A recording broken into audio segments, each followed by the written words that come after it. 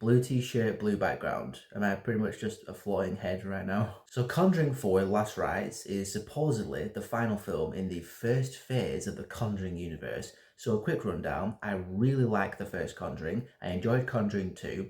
Every other film after that, to me, has been either bad or horrible. So hopes and expectations for Last Rites were not very high, especially considering they brought back the director from the last Conjuring film. And yeah, it's shite. For starters, the first half of this film is literally two films in one. You have the Warren storyline, Ed and Lorraine, they've retired from paranormal investigations, Ed's big birthday party's going down. You have their daughter, the daughter's new boyfriend, keeping up with the Warrens, that's what I'm going to call it. And meanwhile, you have the family in Pennsylvania being terrorized by the demon. And for the first half, these two storylines have nothing to do with each other, so it's literally two films happening at the same time. And I, for one, was bored shitless with the Warren storyline. I did not care at all. I've never really cared about the Warrens in a protagonist kind of way. To me, they were much better as supporting characters in the first two Conjuring films who come in later on to help out the family. So yeah, watching Ed and Lorraine doing domestic stuff and not doing paranormal investigations, I couldn't care less. The daughter is developing similar abilities to her mum. She's sensing spirits and stuff. It's bothering her. And in true film fashion, she doesn't disclose this to her mum. She doesn't confide in her mum. And we have so many occurrences of Lorraine going to her and being like, hey, are you okay? And the daughter going, yeah, I'm fine. It's nothing. Just everything involving the Warrens in that first half was just generic cliche drivel. I did not care about it at all. And I was just begging the film to go back to the Pennsylvania family being terrorized by the demon, which I was much more interested in at first. And I'll say that the Pennsylvania family had a really good family dynamic. It just felt like a regular suburban family. The kids are running around playing, the parents are just doing parents' things. And it gave me some flavors of the first Conjuring film, kind of.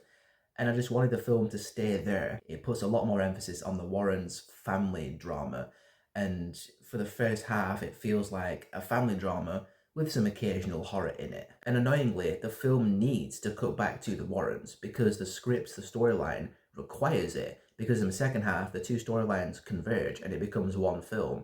And the whole story with the demon terrorizing this new family is all tied in with the Warrens and their backstory and the birth of their daughter. Because, long story short, the demon terrorizing this family wants the Warren's daughter, and it's just this big long game, terrorizing this family, luring the Warrens there so they can get their hands on the Warren's daughter, basically. And during the climax, where it's all kicking off and shit's hitting the fan, you completely forget about the Pennsylvania family. They're just kind of, on the side watching it go down because it's all about the Warrens. The other family, they just don't matter by the end of it. There are two scares that I liked in the film. Both of them are in the first half. There's one where the mum's on the phone and it's being dragged in. It's one of those 80s phones that was connected to the wall with a wire, and it's being dragged into the closet, into the darkness by an unseen entity.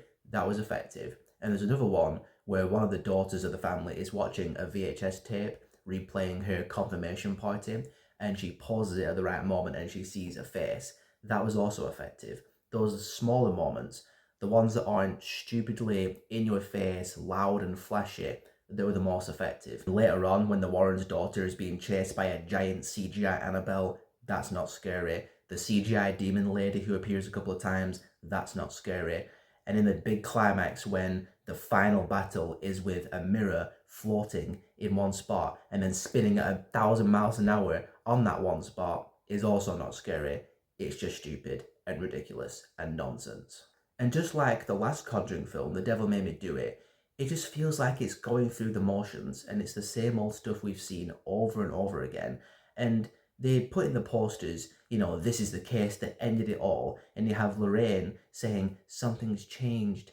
It's different this time. It isn't at all. The only difference being the personal connection with the demon wanting the Warren's daughter. Otherwise, it's the same path we've walked down over and over again with this franchise.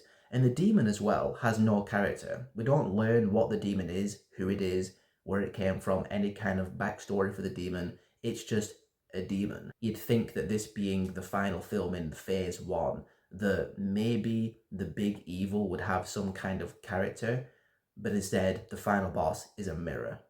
If you are a genuine fan of the Conjuring universe and you're attached to the Warrens as characters and you've been following all the storylines and you're really invested, then this might be your big Avengers Endgame experience. And if so, knock yourself out, have a good time. As somebody who has disliked every single film in this universe post Conjuring 2, this was completely par for the course. It's another atrocious addition to the franchise.